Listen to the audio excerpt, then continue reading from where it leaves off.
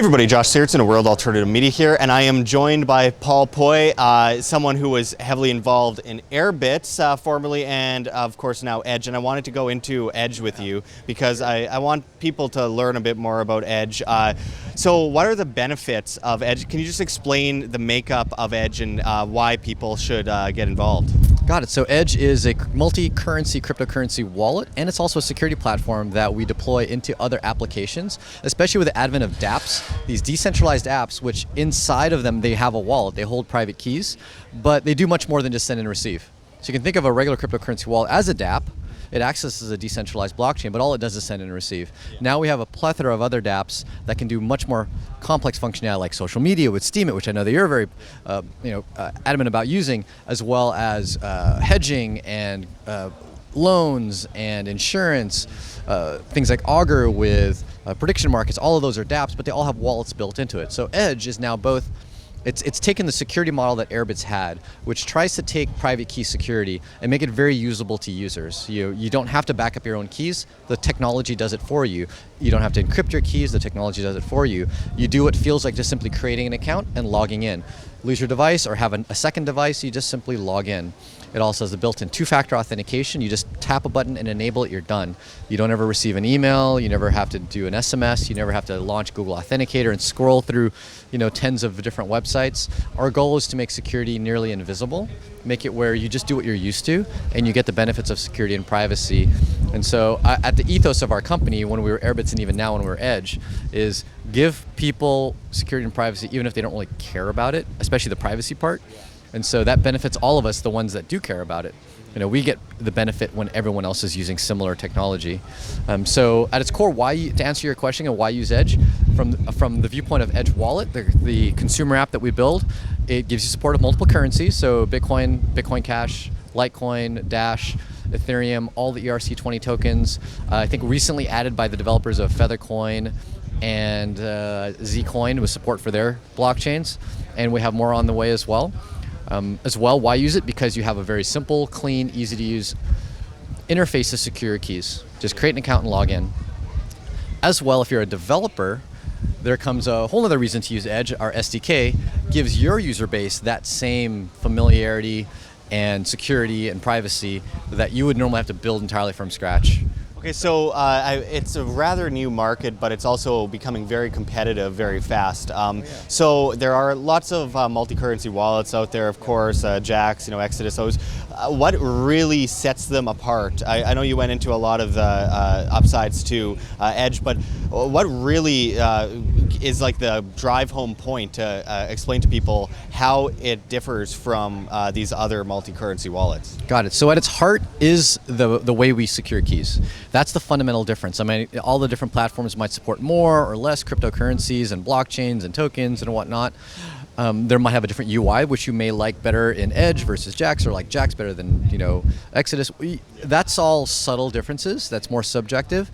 But at the heart of the difference with Edge is that you get private key security on your device and backed up automatically without you having to deal with that. So one of the challenges with securing a private key that most wallets kind of pass on to the user is they tell you to do two things that conflict with each other. They say, take this key, these 24 words, and write it down and put it somewhere where you will not lose it, but where no one else can see it. Yeah. And those are two very conflicting asks of a user. And you can't two-factor that key. If someone sees it, your money's gone. Yeah. So if you've ever heard of the term out of sight, out of mind, you're being asked to put this thing out of sight, but keep it in mind. Yeah. And so if you'll notice it, a lot of people start complaining about having lost keys about once every year or 2 years, because that's about the cycle that people refresh their phone. And they get a new phone, they sell the old one, and they're like, oh shoot, where the hell did I put that back up? 2 years is a long time to remember where you put something. Yeah.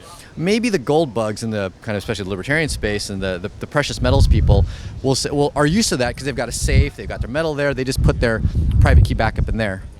The next generation of millennials that are transient, that live all around the world with a backpack and a suitcase, aren't the ones that you could easily say, hey, take this piece of paper, put it somewhere where no one's going to access it, and that you won't lose it. There's not a place to call home. So those are the people that we're trying to appeal to. where you don't have to do that backup because you have what's familiar, a simple username, password, credentials that you can also two-factor for additional protection. So that's why I use Edge. That's why I fundamentally think other people should as well, is that it simplifies the key management, and now we're deploying that to other apps as well. Yeah, simplicity is so important, especially, and you brought up the millennials. Being a millennial myself, and I know many of them, there is a bit more, it's hard to get millennials to work hard to do something, generally, and obviously ease of access is so important because some people getting into the crypto space for the first time, they get one of these wallets and they look at it and they're like, I don't know what to do, I don't know where to begin, what am I supposed to do? Yeah. And for us, very simple. Most people, not so much. I know even a couple years ago, just when you first get into something like Bitcoin, or you wanted to have, altcoins involved as well, and you're like sitting there waiting to download the entire blockchain on your computer, and it's gotten a lot easier since. But I wanted to actually go into with you the fees. So, what would you say, what are the fees on Edge when it comes to, trading or sending or doing something of the kind? Got it. So sending is simply whatever the network charges. Yeah. So those fluctuate with the volatility of the number of transactions on the network. Generally, outside of Bitcoin, they're fairly small. Usually less than a cent, 1 or 2 cents, less than a cent.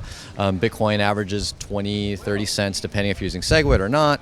And the thing to realize too, a lot of people will hammer one wallet or another, like, hey, this one charges a lot, this one charges less, blah, blah, blah. But you realize there's no one answer to what should be the fee of my transaction. There's so many factors involved, and you as an end user will have no idea what is going into the calculation and why one wallet will charge more or another. Well, I know like with something like Exodus, there's wallet fees, so EOS by itself doesn't have fees. However, the wallet itself on Exodus will charge you a certain amount of Ethereum, usually a small amount, but nonetheless they have set a certain amount of gas that you have to pay if you wanted to send a certain amount of EOS. So are there any like in-wallet fees? So all those fees I was talking about are what we call network fees. They're not paid to Edge. They're paid simply to the blockchain, to the network, to the miners to process your transaction. And we try to keep those as low as possible. We do our best, but at the same time, we want to make sure that the transactions go through and confirm. Because if we had to choose, like from our experience with the users, someone paying too much on fees versus someone having a transaction that gets stalled or kind of stuck and not confirming on the blockchain, people are more pissed about the second. They're more pissed about a transaction that is stuck on the blockchain, it's not confirming, but they can't spend it. That's what pisses people off far more than, okay, I paid a little bit more than I would have liked to. So we're trying to balance that. And I think we actually have some of the most complex fee estimate calculations. I think we're the only wallet that will bump up the fee a little bit when you're sending more money, because psychology states that most people, when they're sending a lot of money, they don't want that stuck. If you're sending a $5 coffee, it's not as big of a deal. So we'll actually bump up the fee relative to how much you're spending, independent of other factors. But as far as fees that are paid to Edge, that's only if you use various plugins or integrations inside of the wallet. So if you use crypto to crypto conversion through Shapeshift, which is baked into Edge, that's going to have a fee that Shapeshift collects and we get a cut of that. If you, inside of Airbitz, you can actually do fiat to crypto conversion, Bitcoin to dollars, dollars to Bitcoin, and euro. That's charged by our partners as well, and we get a cut of that. So really, we're not going to charge any fees on any transactions that just go on the network, but any additional third-party services, when they collect a fee, if it's integrated into our app, we'll get a cut of that. But that'll be mostly invisible to the user, other than what fee is shown inside of the plugin. Okay, well, I have 2 more quick questions, and I wanted to get to something that is very exciting for me, looking at just not that far back in the past. It was hard to find multi-currency wallets off of exchanges, and it's not exactly safe to keep all your money in an exchange, obviously. Right. So when you have these wallets off of exchanges, it's starting to kind of step up. A lot of wallets are offering more cryptos. Are you planning on getting as many cryptos involved in this wallet as you can going forward, or do you like hand select which ones can or cannot be on Edge? There's definitely a bit of a hand selection. We don't want any cryptos that we feel have an architecture that's fundamentally broken. You mean you don't want BitConnect? Definitely not looking at having BitConnect. We've seen issues with IOTA as well, like the white paper, and the network has had problems, and my co-founder has kind of analyzed the white paper pretty carefully, and even before it had problems, he saw that there was some noticeable issues. But we're not the type of group of people that would call every blockchain a scam. So we do feel like open, fair competition between various and different blockchains, especially ones that have some compelling offering it's a bit different from the currently existing ones. Those we would definitely like to incorporate. And of course, just the ones that the market demands. It's a free market out there, and if someone wants to build something, even if it's almost exactly like Bitcoin or Ethereum, but the market's demanding it and they're liking it for whatever reason, they're feeling attached to that, whether it be the marketing aspect of it or the community behind it, that's enough to say, okay, well, if the market demands it, then we're going to look at incorporating it. The other challenges that would just hinder us is just simply how hard is it to incorporate.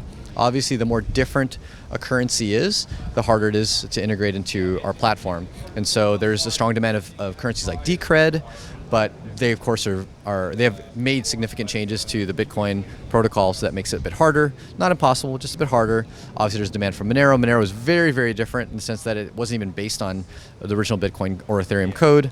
And then other things like, obviously, EOS, when that gets launched, will be very different as well. Will you be implementing EOS on Edge? We don't have an answer for that. I mean, I would like to think that eventually, if EOS succeeds, that we definitely would. The when is more determined by how hard it is. Like, what libraries exist in what languages? Do they match the languages that we build Edge in? Are those fairly performant libraries for a client-side mobile device, or are these kind of like full node server libraries that need full access to the blockchain? Those are the subtle questions that most people don't realize when you say, okay, let's integrate it into a wallet. Exchanges have it a lot easier because they're fully server-based. Right? They can fire up a full node, talk to it directly, not have to deal with caching data locally on a low-power device like a phone, whereas we do have to worry about that. So in the end, it's going to depend on difficulty and market demand. But we have what we call, I'd say, a little bit of a filter, but we don't want to make that a really strong filter on ideological grounds of like, oh, I think that's a scam. We want to make sure that it's generally functional, and that the majority of the industry isn't calling the thing a complete scam and cheat. But otherwise, we want to give things a fair chance. Well, and I've been a big fan of Airbitz for some time now. For a couple, it was the first wallet I ever got actually a while back ago, and it's been very convenient going around place and being able to use it just like that. A very ease of use, a lot of ease of use when it comes to Airbitz. Are you still? So you're not involved in Airbitz anymore. Do you still support the project? Oh, we absolutely do. So Airbitz is Edge. So technically speaking, we're still, we're a US-based company here in San Diego. We're still Airbitz Inc., technically speaking. So we are doing business as DBA Edge until we fully change our name. But the company is the same team, same developers, different code base, but we still support Airbitz. We still deploy new versions of it into the app stores, do updates, still field customer support calls and all of that. And at the same time as we're building out Edge. And our goal is to make Edge mostly functionally complete relative to Airbitz, so get all the functionality that was in Airbitz that's not in Edge yet, such as the fiat crypto conversion with exchanges, get that into Edge, and then only then do we start slowly sunsetting Edge and stop supporting it. But at this point, we're still fully supporting it and taking calls. But there's some stuff that Edge is actually better than Airbitz at, and so sometimes when people have some minor issues with Airbitz, we say, hey, give it a try on Edge, and a lot of the times it's resolved. Yeah, so well, that's what it's all about. It's innovation, right? And it generally gets better with time, Yeah. So it is absolutely. So, where can people? This is probably a stupid question, but where can people go to get Edge and download Edge? Got it. So best place is off our website, so edgesecure.co. The company's called Edge. The website's called EdgeSecure. So edgesecure.co. Right in the very front are two big buttons for iOS, Android, and Android Direct Download if you don't have the Google Play Store on your phone, such as in many countries. And from there, that'll go right to the legitimate app on the app stores. Generally speaking, as a tip to all of your listeners and viewers, be careful if you're searching the App Store for a specific wallet, because you might find imposter wallets under a similar name, and that might be what you install.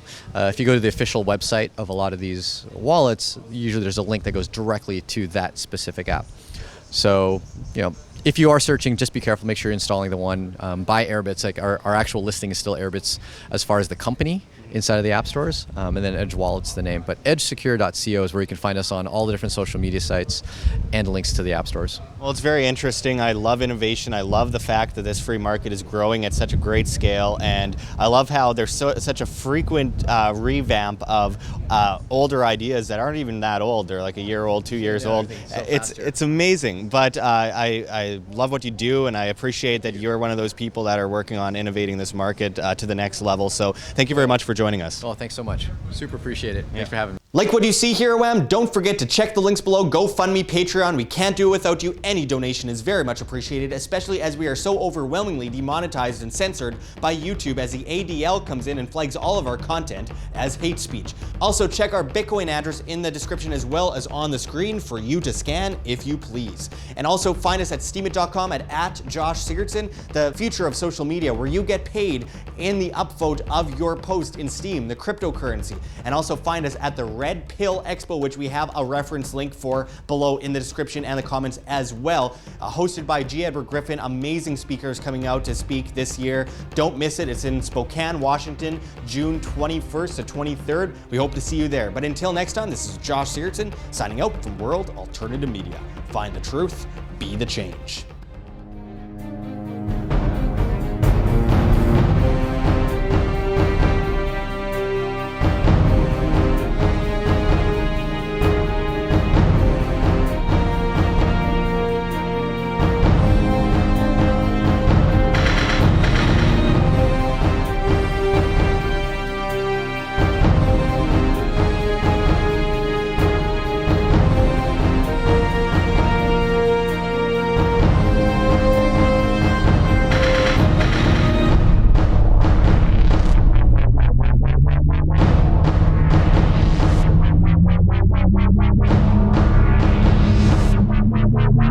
Wow.